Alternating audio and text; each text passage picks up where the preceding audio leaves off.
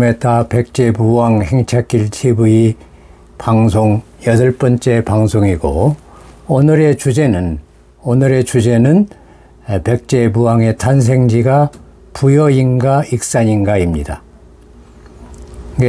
충남 부여인가 전북 익산인가입니다.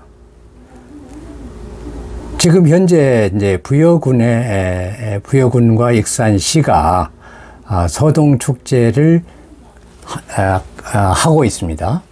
각자 나눠서 하고 있는 거죠.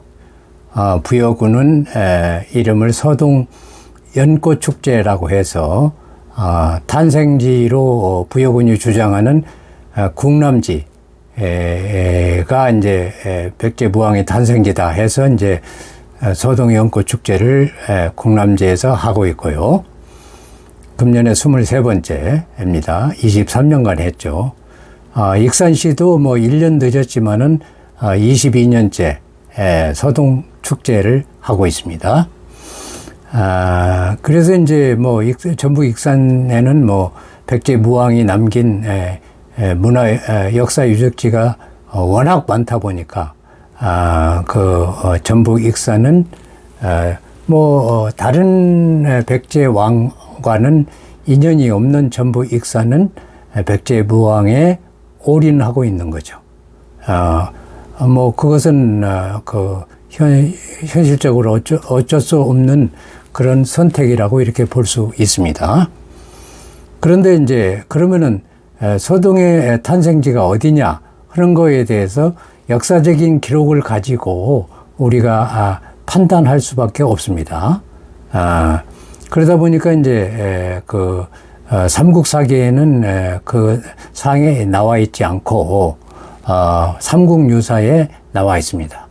자, 삼국유사 2권에 보면은 이거는 이제 옛날에 내려왔던 이야기들을 설화 형식으로 이렇게 엮은 책자입니다. 삼국유사의 2권은 거기에 이제 무왕조가 있는데, 그러니까 무왕 편이 있는 거죠.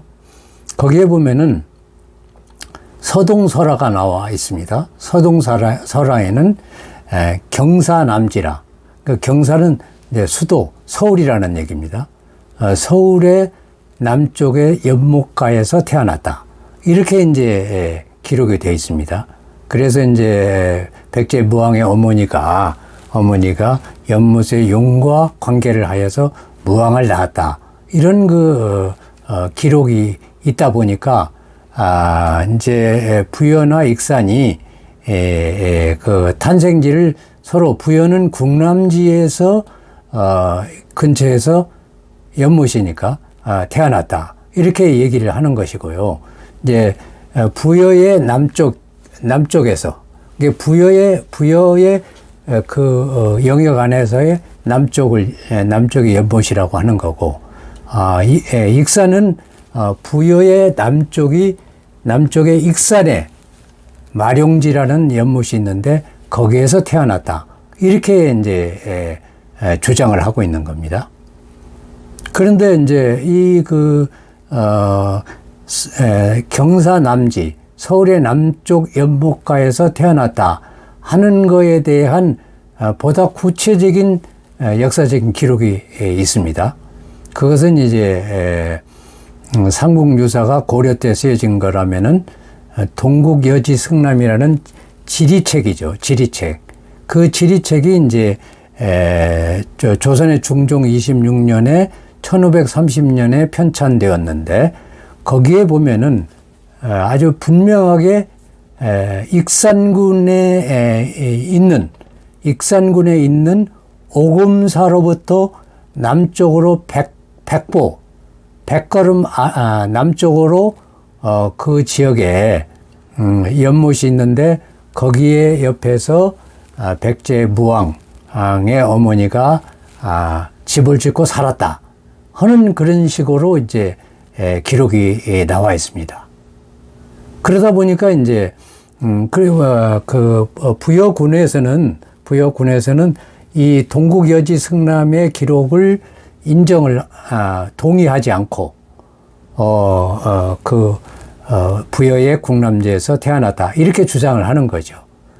그런데 이제 뭐 우리가 이제 옛날에 그 오래된 역사는 어쩔 수 없이 어떤 그 기록에 의존할 수밖에 없거든요. 그것이 틀리건 맞건 간에. 그래서 이제 그 삼국유사에도 또 상당히 그 삼국유사에서 서동설화를 기록하면서 서동설화라는 내용을 기록하면서 서동요라는 민요도 기록하고 있습니다. 그러니까 이제 서동 백제무왕이 진평왕의 셋째 딸 선화공주를 유혹을 해서 결혼을 했다. 이런 그 러브 스토리가 나옵니다. 바로 그 삼국유사에서. 그리고 또 지명법사라는 그 전북 익산의 사자사가 있는데 사자사의 스님인 지명법사의 도움을 받아서 그 백제무왕이 평소에 캤던 금을 진평왕한테 보내준 그런 기록도 나와 있고요. 그리고 또 삼국유사 바로 거기 그 유사에 보면은 미륵사 창건설화가 있습니다. 그러게 미륵사 전북 익산의 미륵사를 칠 때 바로 그 전북 익산의 사자사의 지명법사의 도움을 받아서 미륵사를 창건했다 하는 기록도 기록되어 있습니다. 그러다 보니까 그렇다면은 삼국유사도 백제무왕의 탄생지가 전북 익산이라는 것을 암암리에 암시하고 있는 거 아니냐. 그런데 이제 조선조 때 동국여지 승람에서 그 내용을 확인해주는 그런 기록이 나오다 보니까 어쨌든 역사적인 기록의 진위 여부와는 관계없이 이 기록을 따라가다 보면은 전북 익산이 탄생지가 아니겠느냐 이렇게 추정할 수밖에는 없습니다. 그래서 이제 그렇게 이제 우리가 서로 간에 이제 이해를 하고 공감해야 하지 않을까 이렇게 생각을 합니다. 자, 그런데 이제 또 하나 이제 그 부여 입장에서 봤을 때 제가 보기에는 부여는 538년에 그 부여 26대 성왕이 그 천도를 했다. 538년에 부여로 천도를 해서 궁궐을 짓고 절을 짓고 이렇게 해서 이제 그 부여의 성왕이 상당히 그 훌륭한 왕이었고 따고 이렇게 삼국사기에도 기록이 되어 있습니다. 그리고 이제 삼국사기에도 보면은 지혜와 식견, 결단성이 있는 왕이었다. 그리고 또 이제 농업이라든가 어떤 외국과의 교류 이것을 활발하게 활성화했다. 그리고 특히 이제 당시 외국 일본이죠. 외국에 불교를 전파를 해서 불교 문화를 외국에 이식시켜서 외국의 어떤 국가적인 그 기반을 갖추는데 상당한 도움을 줬다. 이렇게 이제 기록이 되어 있습니다. 그런 기록은 뭐 삼국사기뿐만 아니라 일본 서기에도 나와 있고요. 그래서 이제 일본에서는 그 백제의 성왕을 모시는 어떤 절이라든가 그리고 또 신사 이런 것도 있습니다. 그러다 보니까 이제 일본 사람들도 백제 성왕을 상당히 높이 평가를 하고 있는 거죠.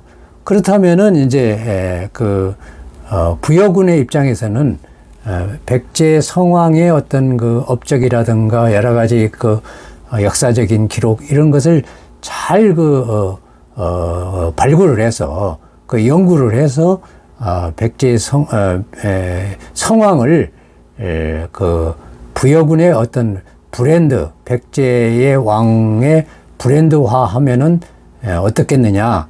물론 그렇게 하고 있겠지만 더 적극적으로 하는 게 어떻겠느냐 이렇게 말씀을 드릴 수 있을 것 같고 그래서 이제 부여에서도 그러한 것을 인정을 해서 신의 한복판에 백제 성왕의 동상이 마치 서울의 광화문에 세종대왕 동상같이 이렇게 있습니다.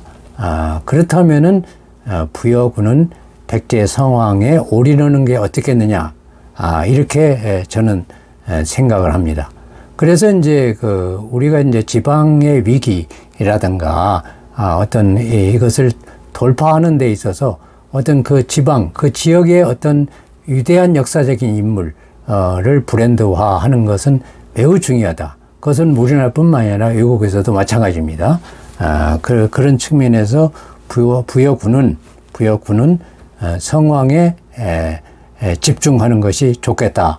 이렇게 말씀드릴 수 있을 것 같고, 익사는 이제 뭐 백제의 다른 왕하고는 별로 관련이 없습니다. 익사는, 전부 익사는 오직 백제의 무왕밖에 없다고 볼 수가 있죠.